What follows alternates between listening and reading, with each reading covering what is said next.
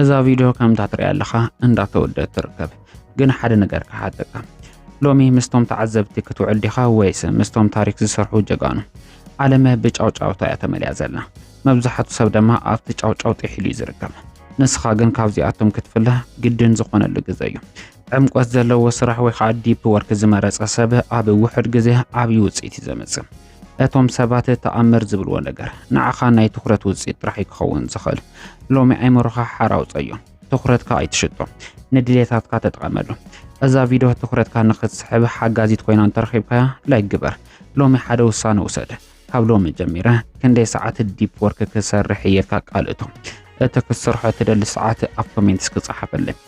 ሰብስክራይብ ብምግባር ድማ ምዛናይ ለውጢ ስድራ ቤት ተጸምቢርካ ጉዕዞኻ ጀምር ኣብ ጫውጫው ኣዝኻ ረሓቕ ብዕምቀት ስራሕ ዓለም ድማ ክትግደሰልካ እያ ታሪክካ ድማ ብተግባር ክትጽሕፎ ትጀምር ኢኻ ጽኑዕ ሰብ ክትከውን ይምንየልካ ሰላም ኩን ኣብ ትግራይ ዝፍጸሙ ዝተፈላለዩ ዘይተለመዱ ገበናትን ንምክልኻል ለግደ መራሕቲ ሃይማኖት ዓበይቲ ዓድን ሚድያታትን ልዑል ምዃኑ ኮሚሽን ፖሊስ ትግራይ ገሊጹ ኣብ ኮሚሽን ፖሊስ ትግራይ ሓላፊ ዋና መምርሒ ምክልኻል ገበን ምክትል ኮሚሽነር ጀነራል ጌታቸው ኪሮስ ምስ ቴሌቪዥን ትግራይ ዝነበሮ ጻንሒትን ዘይተለመደ ባህርታት ዘለዎም ገበናት ቅትለት ዓመጽ ደቂ ኣንስትዮ ዝተፈላለዩ ዓይነት ስርቂ ኩብለላን ዕንወት መሰረተ ልምዓት ኣብ ትግራይ ካብ ዝፍጸሙ ገበናት ተጠቀስቲ ምዃኖም ኣብርሂም እዮም ብፍላይ ድሕሪ ጽንተታዊ ኩናት ዘለዎ ባህርያቶም ልውጥ ዘበሉ ገበናት ኣብ ማሕበረሰብና ንዘበናት ዝነበሩ ክብርታት ምፍላይ ነውርታት እናተሸርሸሩ ንገበን ባህሪ ገበን ምልውዋጥ ምክንያት ይኾኑ ኣለዉ ክብል ገሊጹሉ እዚ ብዘላቕነት ንምፍታሕ ናብ ንቡር ክብርታት ንምምላስ ግደ መራሕቲ ሃይማኖት ዓበይቲ ዓዲ ኣብያተ ትምህርትን ሚድያታትን بحافش ድማ መላእ ማሕበረሰብና ብዘይ ምርብራብ ክሰርሐሉ ከም ዝጥለብ ወሲኾም ከም ዝገለጹ ጸብጻብ ፖሊስ ኮሚሽን ትግራይ ኣመላኽት ህዝባዊ ወያነ ሓርነት ትግራይ ተማሊ ዝወጾ መግለጺ ቀልቢ ማዕኸና ዜና ዓለምና ዝስሓበ ይመስል ኣብዚ ጉዳይ ሰፍሕ ዝበለ ትንታነ ሒዙ ዝወጸ ቢቢሲ ድማ ህዝባዊ ወያነ ሓርነት ትግራይ ነቲ ብውሳነ ቀዳማይ ሚኒስትር ዶክተር አብይ አሕመድ ንሓደ ዓመት ዝተናውሐ ስልጣን ግዚያዊ ምምሕዳር ትግራይ ክፈርስ ብምውሳን በቲ ቅድመ ኩናት ትግራይ ዝነበረ ብህዝቢ ዝተመረጸ ዝበሎ ምምሕዳር ክትካእ ከም ዝወሰነ ጠቒሱሎም ማእኸላይ ኮሚቴ ውድብ ህዝባዊ ወያነ ሓርነት ትግራይ ኣብ ዝቕንያት ንኽልተ መዓልታት ኣብ ዘካየዶ ስሩዕ ኣኼቡ ኣመልኪቱ ትማሊ ኣማስዩ ኣብ ዘውፅኦም መግለጺ ነዚ ውሳነ እዚ ሕሊፉ ክብል ቢቢሲ ጠቒሱሎም እቲ መግለጺ ማእኸላይ ኮሚቴ ውድብ ህዝባዊ ወያነ ሓርነት ትግራይ ካብ 7 እስካብ 8 ሚያዝያ 2018 ዓመተ ምህረት ብኣቆጻጽራ ግዝ ኣብ ዘካየዶ ስሩዕ ኣኼባ ኣፈጻጽማ ስምምዕነት ፕሪቶርያ ህልው ኩነታት ብዕምቀት ብስፍሓትን ብምዝታን ምእንተ ሰላም ተባሂሉ ተወንዚፉ ዝጸንሐ መግለጺ ሉዓላዋይ ስልጣን ውሳነታት ህዝቢ ዝኾነ 2.8 ሚልዮን ዝመረጾ ቤት ምክሪ መንግስቲ ትግራይ ናብ ስራሕ ክምለስ ምውሳኑ ገሊጹሉ እቲ ኣብ መስከረም 2013 ዓመተ ምህረት ዝተኻየደ ክልላዊ መረጻ ብምክንያት ኮሮና ቫይረስ መንግስቲ ኢትዮጵያ ሃገራዊ መረጻ ክናዋሕ ንዝሐለፈ ውሳነ ብምንጻግ ዝተኻየደ ምዃኑ ቢቢሲ ዘዘኻኸረ እንትኸውን ኣብ ውሳነ ማእኸላይ ኮሚቴ እቲ ክፈርስ ተወሲኑ ዝነበረ ቤት ምክሪ ዳግም ክምለስ ከም ዝተወሰነ ኣዘኻኺሩሎም እዚ ፍጻመ ነቲ ኣብ መንጎ ክልል ትግራይን ማእኸላይ መንግስቲ ዝነበረ ምትፍናን ናብ ዳግማይ ኩናት ከምርሕ ጠንቂ ክኸውን ከም ዝኽእል ድማ ቢቢሲ ስጋኣት ይገልጽ ሕዳር 2022 ብኣቆጻጽራ ምዕራባውያን ኣብ ደቡብ ኣፍሪካ ዝተፈረመ ምቁራጽ ተጻብዑ ውዕል ፕሪቶርያ ነቲ ህይወት ኣማይታ ሸሓዝ ዝበልዐ ኩናት ትግራይ ደው ዘበለ ኮይኑ ንዝሓለፉ 14 ዓመታት ድማ ግዚያዊ ምምሕዳር ትግራይ ክቐውም ኣብ ተኽልል ኣንጻራዊ ሰላም ክመጽእ ገይርዎ ጸኒሑ ክብል ጠቒሱሎም ንኽልተ ዓመታት ነቲ ግዚያዊ ምምሕዳር ትግራይ ዝመርሐ ኣይተ ጌታቸው ረዳ ብተመሳሳሊ ብተቃውሞ ህወሓት ካብ ስልጣን ዝተኣለየ እንትኸውን ኣብ ዝሓለፈ ዓመት መጋቢት ብምኽትሉ ዝነበረ ሌተናል ጀነራል ታደሰ ወረደ ክትካእ ኪኢሉ እዩ መንግስቲ ፌደራል ኣብ ዝሓለፈ ሰሙን ሹመት ፕሬዝደንት ጀነራል ታደሰ ወረደ ንሓደ ዓመት ዘናውሕ ኮይኑ ህወሓት ካብ ተኻይዲ ከም ዝተገለለ ብምጥቃስ ከም ዘይተቐበሎ ምጥቃስ እውን ቢቢሲ ኣብ ጸብጻቡ ኣዘኻኺሩሎም እቲ ውድብ ኣብ ትግራይ ዘሎ ግዚያዊ ምምሕዳር ዕድመ ስልጣኑ ምንውሑም ካብ ኣፍልጦን ተሳትፎን ህወሓት ወጻኢ ዝተገበረ በይናዊ ውሳነ ፌደራል መንግስቲ ክብል ዝነጸጎም እቲ ጉዳይ ናበይ ከመርሕ ይኽእል ብዝብል ስጋት ፈጢሩ ዝቐነየ እንትኸውን ጀነራል ታደሰ ወረደ ሕወሓት ስልጣንካ ከይተቐበል ኣጠንቂቖሞ ምንባሮም ዋላ እኳ እንተገለጸ በዚ ከም ዘይተስማዕምዐ ክሳዕ መወዳእታ ከም ዝቃለስ ኣብ መግለጺኡ ምጥቃስ እውን ቢቢሲ ወሲኹ ይሕብር። ነዚ ስዒቡ ማእኸላይ ኮሚቴ ውድብ ህዝባዊ ወያነ ሓርነት ትግራይ ብዘካየዶ ስሩዕ ኣኼባ በቲ ኣብ 2013 ዓ.ም ብኣቆጻጽራ ግዝ ዝተኻየደ ክልላዊ መረፃ ዝቆመ ምምሕዳር ናብ ቦትኡ ክምለስ ምውሳኑ እውን ጠቂሱሎም። ሕወሓት መንግስቲ ኢትዮጵያ መሃያ ሰራሕተኛታት መንግስቲ ሓዊሱ በጀት ብምኽልካል ተጀሚሮም ዝነበሩ ኣገልግሎት ብምቁራጽ ብሓፈሻ ኣብ ልዕሊ ትግራይ ዳግም ዕፅዋን ክባን ብምንባር ሰራዊቱ ናብ ወሰን ትግራይ ብምጽጋዕ ዳግም ኩናት ንምኽፋት ኣብ ምህንዳድ ይርከብ ክብል እውን ምክሳሱ ቢቢሲ ዘኻኺሩሎም። ኣብ ዝሓለፈ ዓመት ሕጋዊ ሰውነት ውድብ ህዝባዊ ወያነ ሓርነት ትግራይ ካብ ዝለዓል ጀሚሩ ኣብ መንጎ ሕወሓትን ማእኸላይ መንግስትን ምትፍናን ዝሰፈነ ኮይኑ ኣብ ከባብታት ጸለምቲ መዋስንቲ ዓፋር ናብ ውስን ወተሃደራዊ ግጭታት ኣምሪሖም ምንባሮም እውን ቢቢሲ ኣብቲ ሰፍሕ ዝበለ ጸብጻቡ ኣዘኻኺሩሎም። እቲ ተኻይዱ ዝነበረ ግጭት ከይሰፍሐ ብኣጉ ዋላ እኳ ተተገጠም እቲ ወጥሪ ግን ከሰክን ኣይተረኣየን። ክልቲኦም ወገናት ድማ ነንሕድሕዶም ንውዕል ፕሪቶርያ ብምጥሓስ ክካሰሱ መጽንሖም እውን ሓቢሩሎም። ቀዳማይ ሚኒስትር ዶክተር ኣብይ ኣሕመድ ቅድሚ ሒደት ኣዋርሕ ብትግርኛ ኣብ ዘመሓላለፎ ቃለ ምሕተት መራሕቲ ሕወሓት ነቲ ክልላዊ በጀት መንግስቲ ካብ ኣፍ ህዝቢ መንጢሎም ንዕጡቃት መዳለዊ ኩናት የውዕልዎ ኣለዉ ክብል መክሳሱ ኣዘኻኺሩሎ ጸብጻብ ቢቢሲ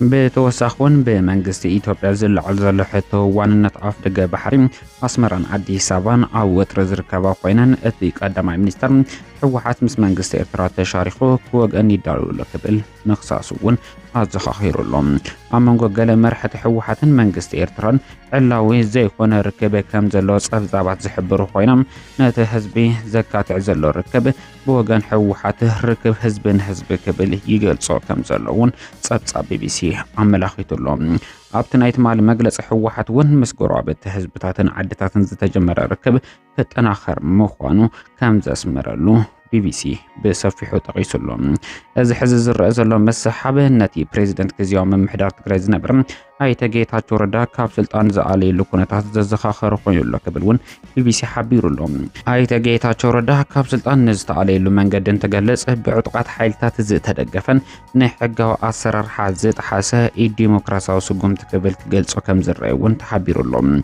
حزونا تمساسال أنفت الناطر أي كم زل زخاخر بي بي سي أتي بمنجست فيدرال شو زيتو خابو بريزيدنت كزيوم محدار تقرأ ليتنال جنرال تادسا وردم ካብ መሪሕነት ውድብ ሕወሓት ተመሳሳሊ ጻዕጢ ይበጽሑ ከም ዘሎ ተገሊጹሎም ጀነራል ታደሰ ወረደ መሪሕቲ እቲ ውድብ ነቲ ዝተውሃቦ ሽመት ከይተቐበሉ ኢሎም ከም ዝኣዘዝዎ ዋላ እኳ እንተገለጸ ዘሊልካን ፈኪርካን ዝኸውን ነገር የለን ክብል ምላሽ ከም ዝሃቦም እውን ቢቢሲ ኣብ ናይ ሎማዓንቲ ጸብጻቡ ብሰፊሑ ጠቒሱ እዩ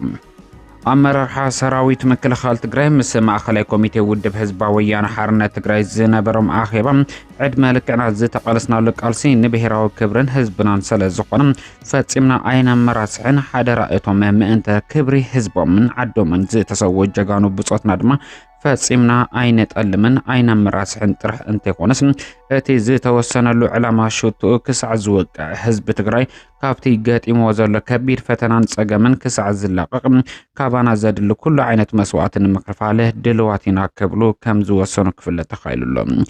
نحنا زي تقالسنا لون نقالس له زلنا ما انت كبر من النتنا كبر مزنا البوجنا حزبنا مخانو كل فتاون صلان كجنزب ويجبع كبلو زجلسوا اتم عزز تسراويت مكلخال تجري زي دخمكم كتعرفوا تخليكم قال سناجن كعنقف عين فقدنا كبلو بتري اطنقيقوم له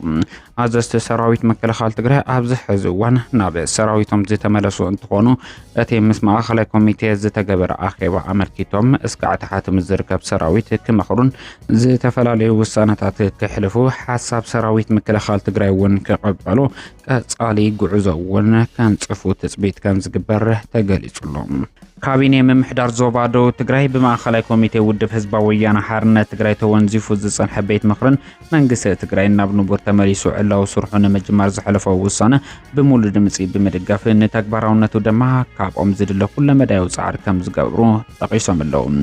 እቶም ኣባላት ካቢኔ ኣብቲ ማእኸላይ ኮሚቴ ውድብ ህዝባዊ ወያነ ሓርነት ትግራይ ዝሕለፈ ፖለቲካዊ ውሳነ ድሂቦም ኣብ ዘካየድዎ መይጥ እቲ ውሳነ እዋኑ ዝጠልቦ ታሪካዊ ውሳነ ክብሉ ድጋፎም ኣስሚዖም ኣለዉ። ከም ኣገላለጻ እቶም ኣባላት ካቢኔ ምእንተ ሰላም ተወንዚፉ ዝጸንሐ መግለጺ ሉዓላውነት ስልጣን ህዝቢ ዝኾነ ቤት ምኽርን ብልዕሊ 2.8 ሚልዮን ህዝቢ ዝተመረጸ መንግስትን ናብ ንቡር ክምለስ ምውሳኑ ብሕግን ሕገ መንግስታዊ ስርዓትን ክንምራሕ መጻኢ ዕድል ትግራይን ተጋሩን ዝውስን ኮይኑ ብኣውርኡ ድማ ኩሎም ዓቕምታት ትግራይ ዘማኸለ ዝተወደበ ሓይሊ ክንውንን ዓቕሚ ዝፈጥር ክብል እቲ መግለጺ ጠቒሱሎም። ምእንተዚ ድማ ንተግባራውነቱ ብዕቱብ ከም ዝሰርሑ ዘረጋገጹ እቶም ኣባላት ካቢኔ ኣብ ስራሕ ዝጸንሐ ኣብያተ ምኽሪ ወረዳታትን ጣብያታትን ዝያዳ ናይ ምጥንኻር ስራሕቲ ጠመተ ተገይሩ ክስራሕ ምዃኑ ድማ ኣፍሊጦም ክብል ዝበጽሐና ሓበሬታ የመላኽት። ኢራን ኣብ ልዕሊ መራኸባት ኣሜሪካ መጥቃዕቲ ድሮን ምፍጻማ ተሰሚዑ። ሓይሊ ባሕሪ ኣሜሪካ ባንዴራ ኢራን ዘንበልበለት መርከብ ንግዲ ድሕሪ ምቁጽጻሩ ኢራን ከም ግብረ መልሲ ኣብ ልዕሊ ወተሃደራውያን መራኸቢ ኣሜሪካ መጥቃዕቲ ድሮን ከም ዝፈጸመት ማዕኸን ዜና እቲ ሃገር ሓቢረን። ከም ጸብጻብ ናብ መንግስቲ ዝውግን ማዕኸን ዜና ታስቲኒም ኣቲ መጥቃዕቲ ኣብ ማያት ባሕሪ ኦማን ዝተኻየደ ምዃኑ ጠቒሱሎም። ይኹን እምበር ዛጊድ በቲ ዝተፈጸመ መጥቃዕቲ ብዛዕባ ዝወረደ ዕንወት ዝኾነ ይኹን ጸብጻብ ኣይቀረበን። ላዕለዋይ ወተሃደራዊ መራሒ ኢራን ኻታም ኣልኣንቢያ ኣሜሪካ ዝወሰደቶ ስጉምቲ ትሕሰት ስምምዕነት ተኽሲ ዶ ምባል ምዃኑ ብምግላጽ ነዚ ብሓይልታት ባሕሪ ኣሜሪካ ዝተፈጸመ ሽፍትነት ባሕሪ ሕነ ክፈዲና ክብል እውን ኣቐዲሙ ኣጠንቂቑ ምንባሩ ተገሊጹሎም።